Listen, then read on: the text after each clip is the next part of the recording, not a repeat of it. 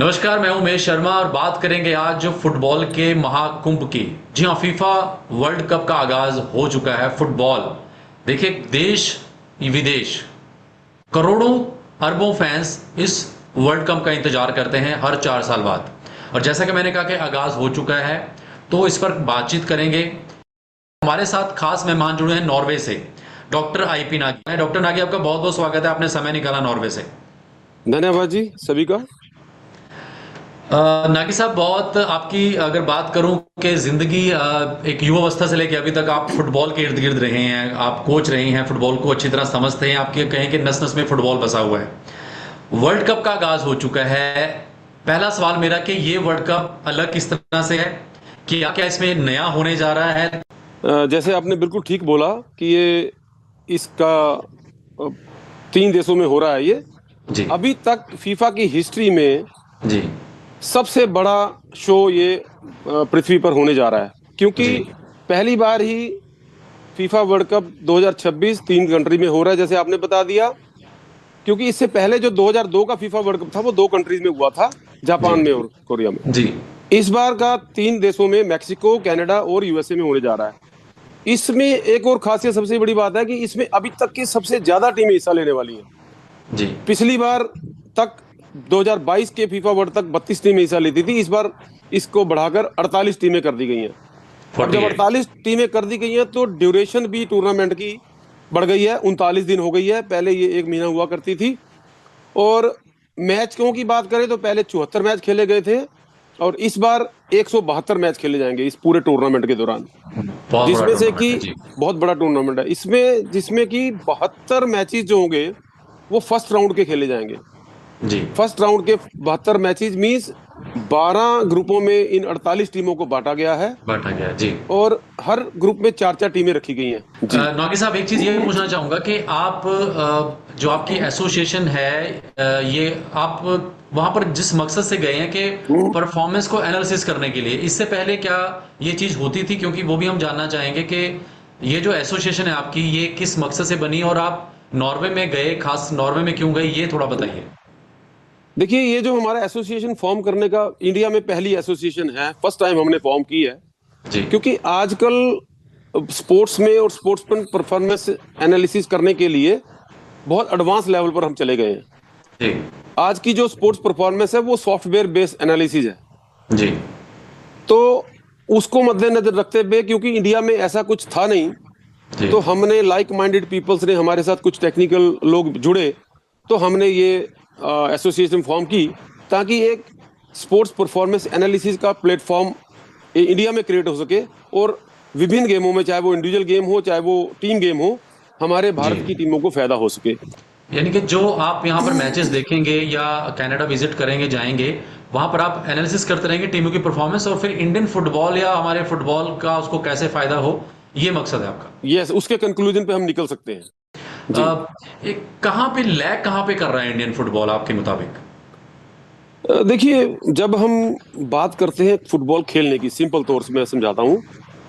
Technique वो भी use करते हैं, हम भी यूज करते हैं।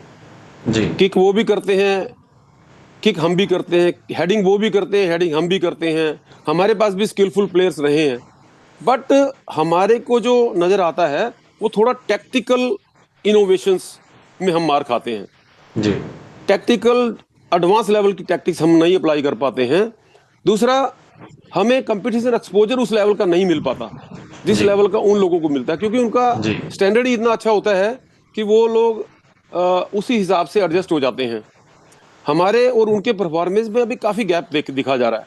वो गैप को धीरे धीरे हम एनालिसिस के थ्रू ही कम कर सकते हैं, कि कहाँ हम डाउन हैं, किस चीज को हमें उठाया जाए, किस चीज को हमें परफॉर्मेंस को बढ़ाया जाए। ठीक है ना जी। हम बात करेंगे इस वर्ल्ड कप की कि कुछ नया क्या होने जा रहा है, टेक्नोलॉजी है, या इस वर्ल्ड कप में अलग क्या है, नियम क्या है? और मैं देख रहा था कि जो डिजाइन किया गया बॉल इसमें जो वर्ल्ड कप में यूज होगा, वो भी एक अलग थीम है। तो ये जरा बताइए नागी साहब के, क्योंकि आप काफी इस चीज में माहिर हैं। काफी, ये वर्ल्ड कप हर तरीके से डिफरेंट होने जा रहा है। जब हम टेक्नोलॉजी की बात करेंगे तो टेक्नोलॉजी, इसमें AI generated semi automated technology का प्रयोग किया जा रहा है। अच्छा जी। इसमें बॉल के अंदर चिप फिट करी गई है जी और जी। वो चिप इतनी एडवांस लेवल की चिप फिट करी गई है कि वो किस खिलाड़ी ने लास्ट में टच किया है वो इमीडिएटली रिस्पॉन्स में रेफरी को बता देगी, क्योंकि रेफरी की बॉडी में भी कैमरे लगे हुए हैं इस बार। जी तो वो बहुत डिफरेंट किस्म की बॉल है। आपने देखा होगा जो फीफा वर्ल्ड कप 2022 में बॉल यूज हुई थी जाबुलानी, उसमें थोड़ी सी एरोडायनेमिक्स की प्रॉब्लम आ गई थी। जी। गोलकीपर थोड़ा सा गच्चा खा जाते थे, सीधी आती थी और घूम जाती थी। बट इस बॉल को उन्होंने ऐसा प्रूफ बनाया है कि भाई एरोडायनेमिक्स बड़े बढ़िया रखे हैं इसके, और इसकी रेसिस्टेंस पावर बहुत अच्छी रखी है। और इसके अंदर जो चिप है वो चिप इस तरीके से बनाई गई है कि उस बॉल के ऊपर कितना पंच लगा है, कितनी ताकत लगा के खिलाड़ी ने मारा है, कितना डिस्टेंस कवर उसने किया है, वो सारा कुछ ये बॉल हमें बताने वाली है।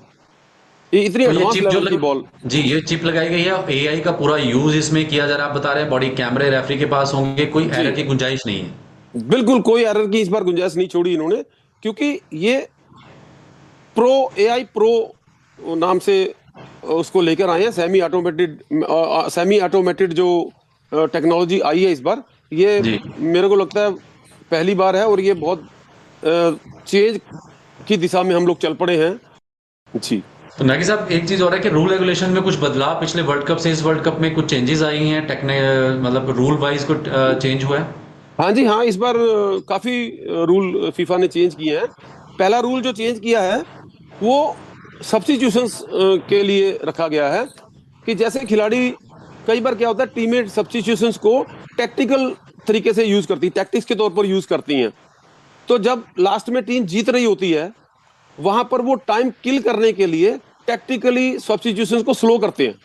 जी। जो आने वाला खिलाड़ी होता है वो वहां तैयार खड़ा होता है, जो बाहर आने वाला खिलाड़ी होता है वो चल के पैदल आ रहा होता है। पैदा रहा था बिल्कुल। तो वो 30 35 40 सेकंड खा जाता है, जी। और जो टीम हार रही होती है उसका उसका नुकसान होता है। नुकसान होता तो उस चीज को रोकने के लिए इन्होंने रूल बना दिया कि भाई 8 10 सेकंड के अंदर खिलाड़ी को ग्राउंड के बाहर आना पड़ेगा। है। जी। यदि वो खिलाड़ी 10 सेकंड के अंदर बाहर नहीं आता, तो जो अंदर जाने वाला खिलाड़ी है उसको तो बाहर कर देंगे, वो तो बाहर आ ही जाएगा। जी। तो जो अंदर जाने वाला खिलाड़ी है उसको 1 मिनट वेट करना पड़ेगा टच लाइन के ऊपर बाहर। बाहर। तो इसका मतलब वो पूरे 1 मिनट में वो टीम 10 प्लेयरों से खेलेगी, तो 10 उसको वहां प्लेयर। उसका डिसएडवांटेज हो जाएगा, तो वहां जी। मैच का पासा भी पलट सकता है। जी।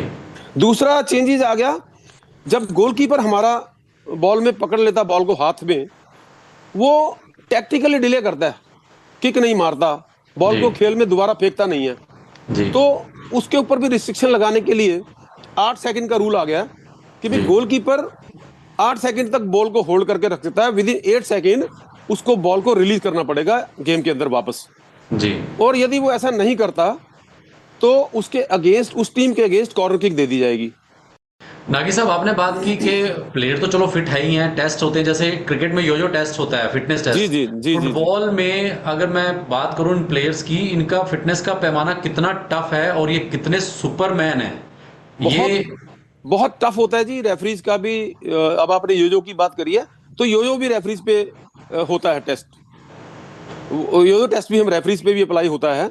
जी। और जब फिटनेस की बात करते हैं तो तकरीबन मैं आपको बता रहा हूं, यदि एक फिटेस्ट खिलाड़ी गेम के अंदर 11 किलोमीटर 12 किलोमीटर दौड़ रहा है, तो रेफरी भी 8 9 10 किलोमीटर तक दौड़ लेता है, क्योंकि उस स्टेक वाले मैच में, जैसे फीफा वर्ल्ड कप 2022 का मैच था, फाइनल मैच आपने देखा होगा, it was between France and Argentina.